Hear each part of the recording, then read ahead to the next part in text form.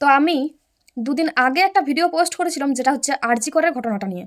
তো আগে তোমরা আমার ভিডিওটা দেখো, তারপর আমি কিছু কমেন্টে রিপ্লাই দেবো। দিদি আমাকে ন্যায় দিতে পারলেন না, সবাই কি আমাকে এভাবে ভুলে গেল? হ্যাঁ, ভুলে গেছি। তোমাকে মনে রাখে আমরা কি করবো? আমি পাচ্ছি কন্যাশ্রী, যুবশ্রী, আমার মা পাচ্ছে লক্ষ্মীর ভান্ডার, আমার বাবা পাচ্ছে কৃষক বন্ধু, আমার দাদা পাচ্ছে বেকার ভাতা, মাসে মাসে পাচ্ছি রেশনের চাল। মনে পড়বে সেই দিন, যেদিন সেই একই ঘটনাটা আমাদের ঘরের কারোর সঙ্গে ঘটবে, আর সেদিনই আমাদের ঘুম ভাঙবে আর চোখ খুলবে। তো এতক্ষণ তোমরা আমার ভিডিওটা দেখলে, তো এবার আসি মূল উদ্দেশ্যতে। ভিডিওটা করার মূল উদ্দেশ্য হলো এইটাই, যে ওই ঘটনাটার থেকে যেন মেয়েরা, বিশেষ করে মেয়েরা আরও শিক্ষা নেই, যে ভবিষ্যতে আমাদের সঙ্গেও এরকম ঘটনা ঘটতে পারে। তো তার জন্য সচেতন হয়ে যাওয়া, এইটাই ছিল আমার বিশেষ বার্তা ভিডিওটার।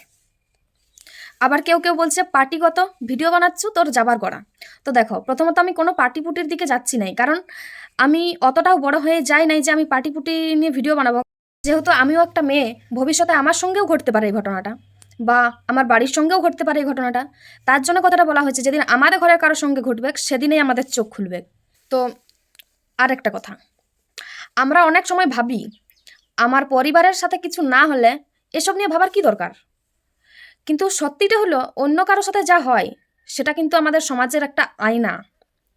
আজ যদি আমরা চুপ থাকি, কাল হয়তো আমাদের পাশে কেউ থাকবে না, হতেই তো পারে না। বিচার শুধু একজনের জন্য নয়, সবার নিরাপত্তার জন্য চাই। তো যাই হোক, বেশি কিছু বলে ফেললে ক্ষমা করবে সবাই। আর ভিডিওটা এতক্ষণ ধরে দেখার জন্যে থ্যাংক ইউ।